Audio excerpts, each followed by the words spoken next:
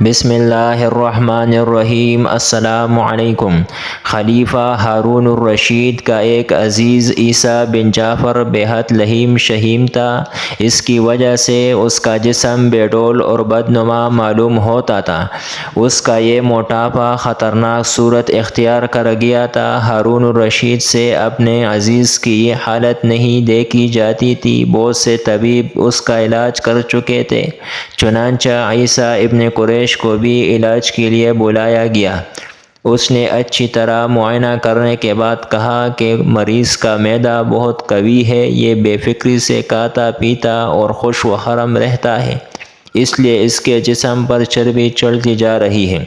عیسیٰ نے ہارون الرشید سے کہا کہ میں اس کا علاج کر سکتا ہوں، بشرط یہ کہ آپ میری جان کی حفاظت کی ذمہ داری لیں۔ خلیفہ نے اسے اطمینان دلایا اور کہا کہ تم بے خوف ہو کر علاج کرو۔ عیسیٰ ابن قریش مریض کے پاس گیا اور نبض وغیرہ دیکھ کر کہنے لگا کہ ابھی میں آپ کی صحت کے بارے میں کچھ نہیں کہہ سکتا، 2-4 روز غور کرنے کے بعد کوئی رائے قائم کروں گا۔ یہ کہہ کر وہ وہاں سے چلا گیا اور 2 دن کے بعد نہایت متفکر انداز میں عیسیٰ بن جعفر کے پاس گیا اور کہنے لگا کہ مجھے بہت افسوس ہے شہزادے، زیادہ سے زیادہ آپ کی زندگی کے صرف 40 دن اور باقی رہ گئے، اس لیے اب علاج سے کوئی فائدہ نہیں ہوگا۔ آپ کی کوئی آخری خواہش ہو تو وہ پوری کر لیں اور کوئی وصیت کرنی ہو تو اس کا اظہار بھی فرما دیجیے۔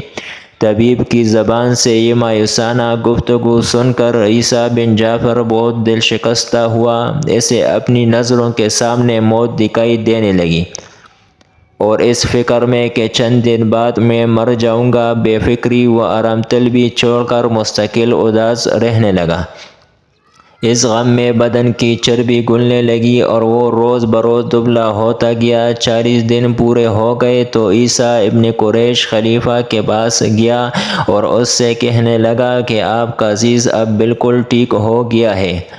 خلیفہ نے عیسیٰ بن جعفر کو دیکھا تو یہ دیکھ کر دنگ رہ گیا کہ مریض کا جسم اب پہلے سے آدھا رہ گیا ہے۔ خلیفہ بہت خوش ہوئے اور اس نے خاصی رقم بطور انعام طبیب کو دی۔ ہارون الرشید نے طبیب سے یہ بھی پوچھا کہ آپ نے اس کا علاج کیسے کیا؟ طبیب نے کہا کہ میں نے اس کو غم میں ڈال دیا۔ میں نے اس کو کہا کہ چند دن بعد تمہاری موت ہو جائے گی۔ اسی غم میں وہ اداس رہنے لگا اور اس کے جسم کی چربی بھی گلنے لگی، جس کی وجہ سے یہ پتلا ہونا شروع ہو گیا۔ اس طرح عیسیٰ بن جعفر نے موٹاپے جیسی مہلک اور اذیتناک مرض سے نجات پائی۔